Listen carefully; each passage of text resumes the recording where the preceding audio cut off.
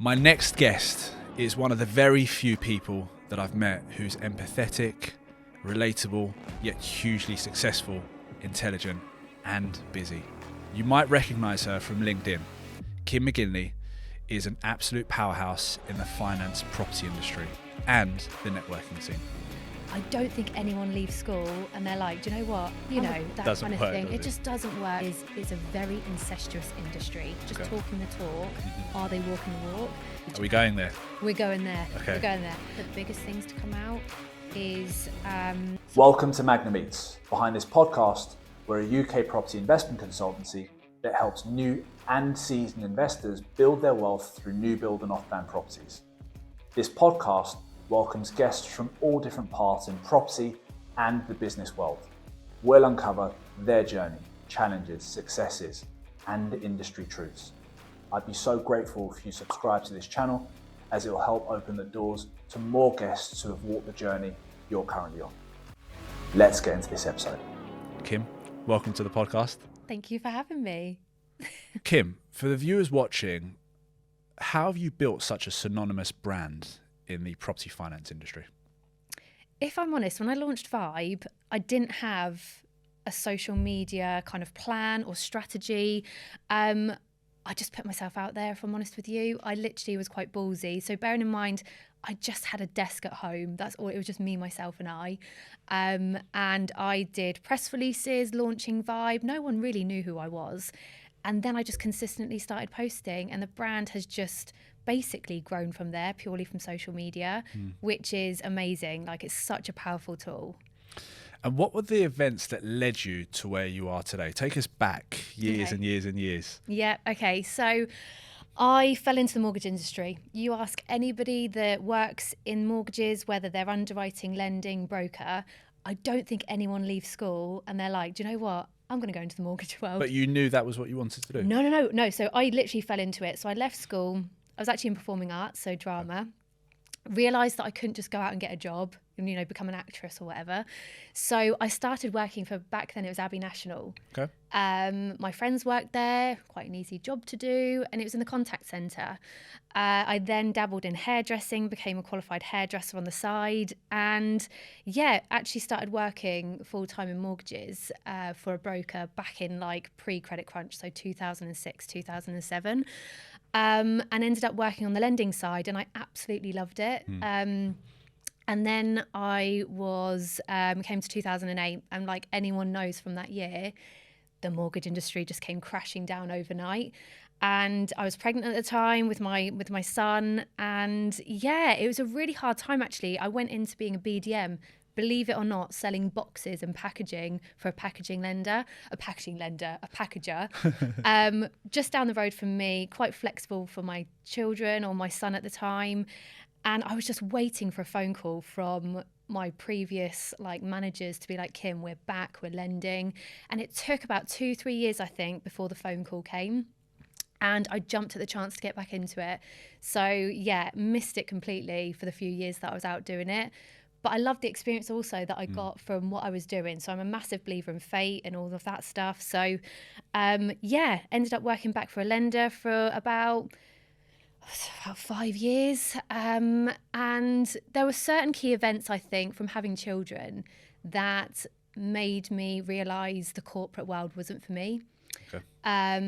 And I just wanted to work for myself. I didn't want to have to be dictated to about, when I could pick my children up. If my daughter was poorly, I wanted to be able to just leave and pick her up from nursery. And I couldn't quite do that in the job that I was doing. So, Vibe was born. And I'm one of these people, once you get an idea, I literally run with it like 100 miles an hour. So, never looked back.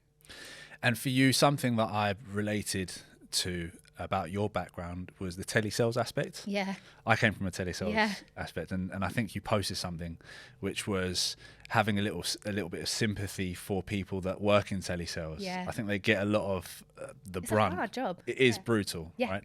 But what it does is it teaches you, would you say, really valuable lessons? And Absolutely. what lessons would you say you've got from it? I think it's learning to expect no's and expect failure, in essence, before you get to the success, before you get a yes. that those yeses don't come often, but when they do, that's part of sales as well, isn't it? That's what makes a salesperson, is that you don't give up. And like you say, I came from a background back in that day where all calls were recorded. You had to put in there when you had a toilet break or a coffee break or whatever. And we had to hit like 100 calls a day, 2 hours talk time. And it was just ruthless. It's like being in the army. It actually was. But like you say, it taught me such good skills. And actually to expect the no's is part and parcel of telesales. What was it about lending that you loved and still love till today? Bearing in mind, I joined I call them the golden days back then. Right. So it was just, is it easier or was it easier? Probably. It was just, it was a completely different world back then. I loved dealing with brokers actually at the time. It was such a variety. I had to bring on my own broker panel back in like 2007. And yeah, that's actually set me up for all my relationships now at Vibe. So the support I get from other brokers is amazing. So I go to these events and I catch up with so many of them. But I just love the lending side. I loved seeing it through from initial, start to completion and having that value as well. And I think I learned so much from it. And you're Kim from LinkedIn. My team are going to laugh when you say that. Yes, apparently so. They've got you a T-shirt? Do you I wear got it? a T-shirt from George. No, I haven't since. He gave it to me for Secret Santa, but it's still in my drawer. I will pull it out one day. Well, clearly you're doing something right. Yeah, I think, do you know what? Being a woman in this man's world, in this industry, I think when I joined LinkedIn, like I said to you, I didn't have a strategy. I've always promised to be true to myself, because if I'm not on social media, I just become one of these other people that talks a good talk. Do you know what I mean? Without showing the authenticity. And I didn't care what I posted. I was posting, people didn't know what to make of me in my industry, because I arrived and I was posting photos of my children on LinkedIn. And that was a bit of a weird one back then, because it was purely business, not Facebook. Yeah. And I kind of threw that rule out the window, because you've probably seen some of my posts on there. A lot of it's not kind of business related. I try and mix it up a bit with my family, my personal life, being honest with how I'm feeling in that time as an entrepreneur. Because times it's not always, sunshine and rainbows is what I say. And we're real people as well. So I like people. I posted a TikTok video last Friday and I very nearly didn't post it. Is this the one of you and your team dancing? The team, oh yeah, they love me in the office.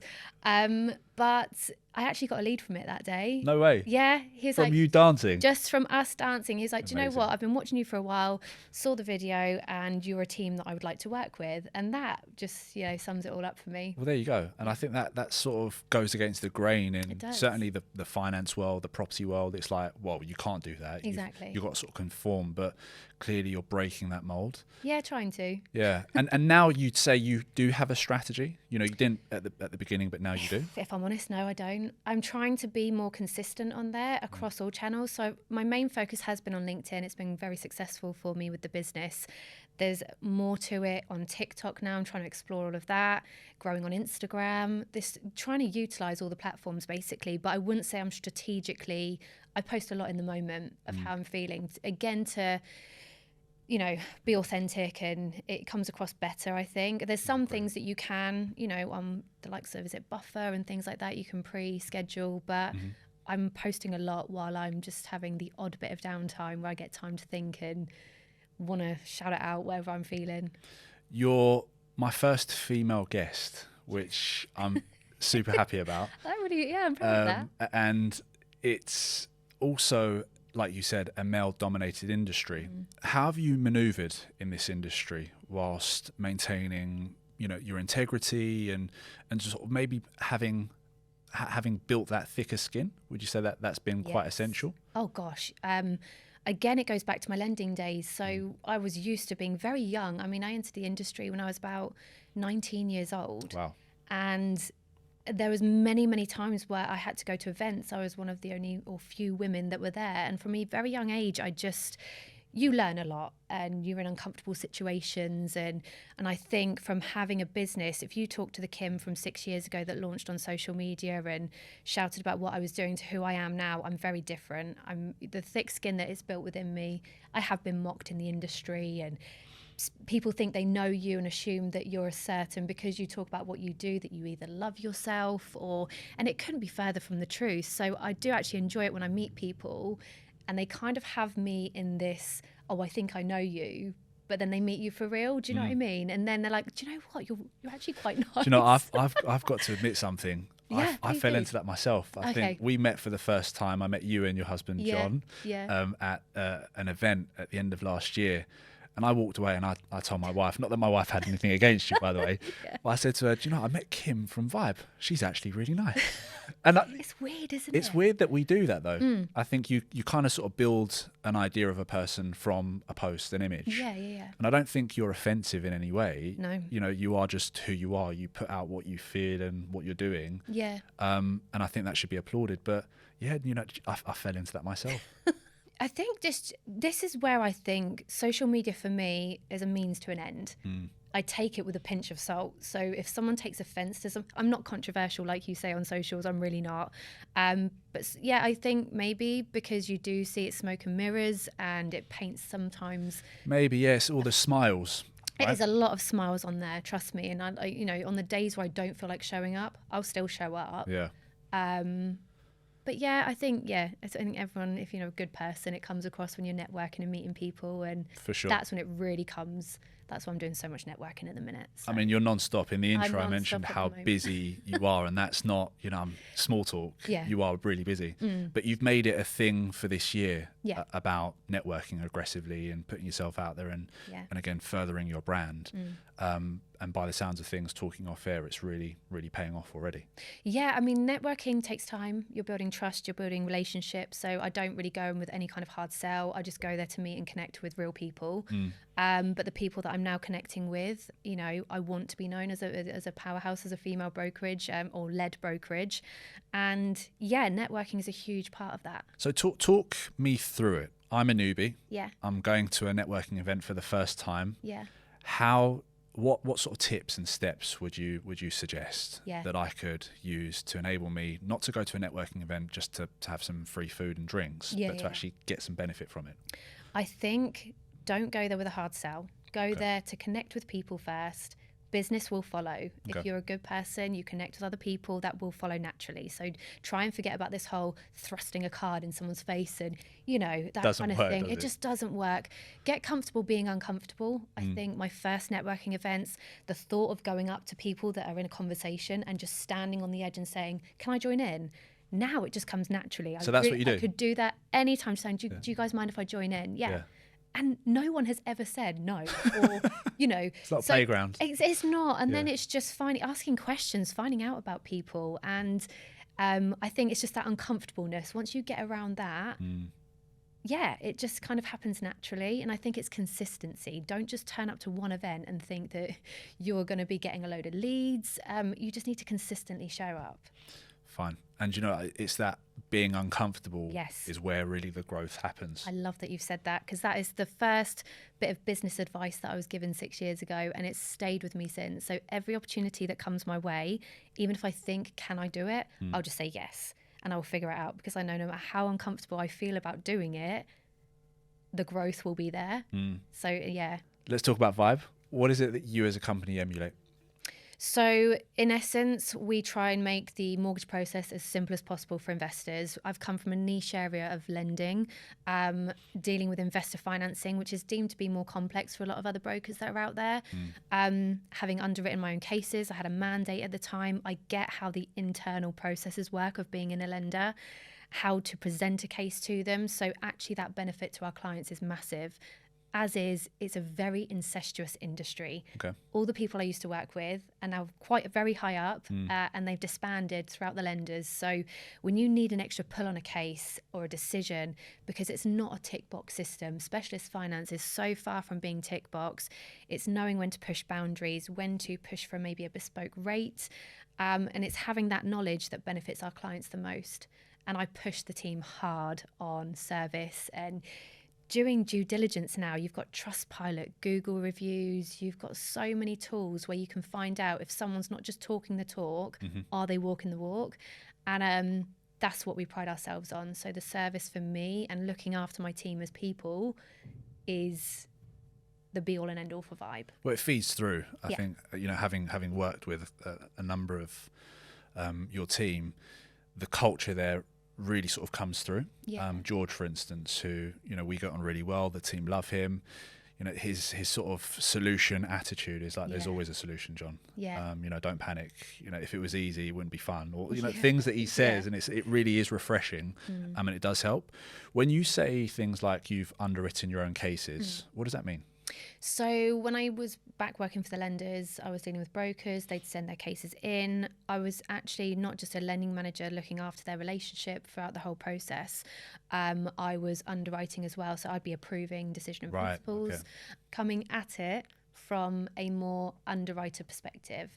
So that gave me a lot more insight, and also presenting cases to credit committees about why they should be doing the deals. And again, it goes back to the strengths and weaknesses of a case. When it comes to a specialist finance case, it's not just giving them, you know, what's bad about the case. It's actually saying, right, this is what's going on, truthfully. This is why you should be doing it. So I think that's the biggest takeaway that I got from doing that. And for me, I sense where you come in from a different angle is that you've seen the full spectrum. Yeah. You've been on the lending side. Yeah. You're now on the brokering side. Yes. And what sometimes investors don't realise is that lenders want to lend. That's how they make their money. Yeah. They're not sitting there thinking, nope, don't want to lend. No. But they also go out of business by offering bad loans, hence why they're very risk averse, and there are more checkpoints and sort of compliances in place. And I think more so since the pandemic, the inflation, the where we are at the minute with rates. So it's quite varying, actually. They've taken on a lot more within the lenders. They've expanded. They actually grew quite a lot over the last few years, and they've taken on a lot of new underwriters and things like that. So it's managing the inconsistencies, I think, between the lenders at the moment in relation to underwriting and rate pools and things like that. It's been fun. Kim, Cody Sanchez, she's a famous entrepreneur. She used to work on Wall Street for 15 years. She's big on understanding the language of money.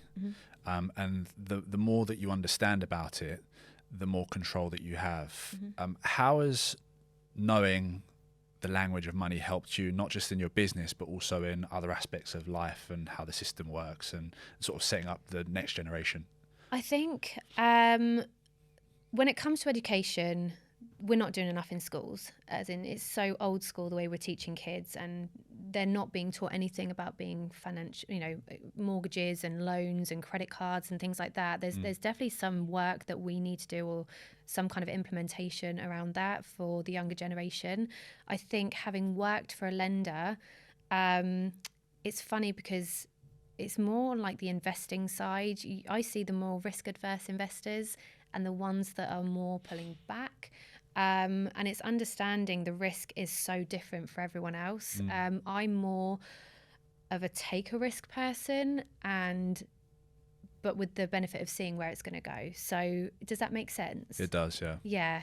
And I think it's interesting for me to work with so many different people with so many different risk appetites and see what's working for them as well. You see a blend, don't you? Yeah. But, you know, someone mentioned something to me. It was, in fact, a client who, again, you see loads of different attitudes in the market. And I think I come from it over many years, which is there's always something in the market that prevents investing. Yeah. In today's market, it happens to be interest rates or, you know, the debt coverage or whatever it might be. Yeah. But yesterday it was the pandemic, it was legislation, it was tax changes. Yep. But it's probably fair to say in today's market that, you know, you get rewarded by taking risk, and I think it's seeing the investors that take those risks that actually get the payoff. Yep. You know, investing is a risk. Yeah, but also with adversity comes opportunity. So if you can always see the opportunity in whatever's going on, those are the investors that are doing really well at the minute. Where are you seeing the opportunities? Oh gosh, a lot of diversifying. So you know, HMOs are still massive at the minute. Holiday lets, to be fair, there's still quite a few people doing that. Commercial conversions, so, you know, the PD changes that have come in. It's so varied. You're finding that people aren't just sticking to one strategy anymore, and they're actually open and looking to more things. One of the biggest things to come out is supported living. Yes. There is a lot of people going into supported living. And is that Is that a good thing? Is that a bad thing? I mean, there is definitely a demand for it, and there is money to be made in it. It's understanding that the lender's appetite is more restricted on those types of properties and that kind of lending. But yeah, even if it's attracting a higher rate, the yields that they're getting and the ROI is worth it. So there is a lot of people going into that space as well. Yeah. Fine. There's a lot of people just adding value to properties. That's how they're making their money as well. So they're buying properties, doing them up, remortgaging, getting their money out and going again. So yeah, I think if you can add value to properties at the minute, that is one of the key factors as well. What are some of the most expensive mistakes that investors make? Okay. One of the key ones that comes to my mind is having the wrong solicitor. Okay. I think when it hits legal stage... Are we going there? We're going there. Okay. We're going there. And, you know, and I think it's fair for me to say this, and it's not all solicitors are like this, but the majority don't like brokers. Let's put it that way. If you can have a conversation with a solicitor and make sure that they're aware that, you know, because there's some brokers out there that don't chase it, hits legal stage, and they just let it get to completion. We're not that kind of broker. We will chase it through. If there's anything we can be doing, we will be helping the client. A lot of solicitors don't like being chased, though, do they? Oh my God. I mean, the amount of clients that come to us complaining about their solicitor that they chose is insane. And the delays that can happen, the no communication, it can be very painful. And actually seeing the cost implication to a client that may be up against a deadline. So yeah, if someone's looking for bridging or development finance, they've got time scale that needs to get through quickly, they have to use a good solicitor and go off maybe recommendation, not their mate's husband that might have set up as a solicitor and he's doing it really cheap. Or it's just cheap, yeah, exactly. Exactly. Cost, oh my God, it's worth its weight in gold to pay for a good solicitor. So I'd definitely say that's probably one of the most costly mistakes that they make. Also, if I'm honest, and again, I think I can say this, that I work in an unregulated space. So investor financing in the main kind of scheme of things is unregulated. Now, unfortunately, I do hear about this and I do see it where other brokers are going and recommending lenders purely off proc fee. Right. I see so many cases where I think they're on the wrong rate. I mean, this could easily, it's quite vanilla. It could go through a more mainstream lender at a much lower pricing. But that's the kind of industry that we're working in. So the due diligence, like I go back to the Trustpilot, the Google reviews, see what people are saying about this company. It's so easy to do now to do your due diligence and just make sure you're working with an ethical best practice broker as well. Yeah, it is hard. I think speaking with a guest, he's in the mentoring industry, and I think in that side of things, again, it's how do you sort of select from a pool of people that could be really genuine, but those who really market themselves well and talk a good game. And even with reviews and whatnot, it's unfortunately learning from your mistakes. Absolutely. Yeah. Learning from experience, again, can be costly, but I don't think they'd make the same mistake again. Kim, you're a business owner, you're a mother, you're a wife, you're a networking powerhouse. For those who use excuses at a time, what would you say to encourage them? I think it's realizing that that's exactly what it is. It's excuses. And I mean, even now, I'm not perfect. And the minute I think, if I need to go to the gym or whatever, and there's that voice in my head thinking, I'm tired.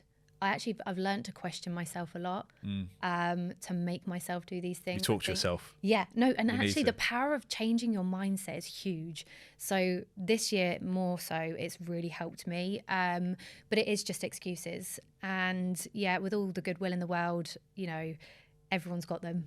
But I think learning as being a business owner and how busy I am, you have to prioritize yourself above everything. Burnout is real. And the stresses of being the highs and lows of running a business is insane. It's a lonely place, would you say? Oh my gosh, yes. You might have a really good network and family, but it is still lonely. This is where the support network comes in. So who you've got in your corner. My circle's grown smaller as the business has gone on.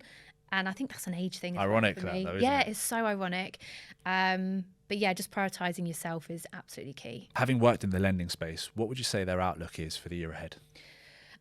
They think it's going to be a pretty, I'd say, flat year in a way that it's not going to be like last year where rates just were. Flat's it good, was, I suppose. Yeah, some no, sort of stability. absolutely. The rumours are in the market that the bank base rate will come down potentially, or start to come down around May time. Nothing's for certain though, but it's going to be a pretty stable year. I think after the year we had last year, that's good for me. The relentless rate increases would just took its toll on my team, and myself as well. So I think that we can handle. I think for anyone that, when the rates do start to come down, they did in January, they've gone back up again. Just don't get complacent. Don't get complacent. And when the rates do eventually start to come down, it's going to be a gradual process, I think, into next year, to kind of get back to a more normal rate era. Kim, Vive Financial, I've loved having you on. Thank you so much for your time and your insight. And I'll always say this to guests, we need to do another one. Yes. Is that a promise? Absolutely. Yeah, thank you for having me. Pleasure. Yeah. Thank you so much.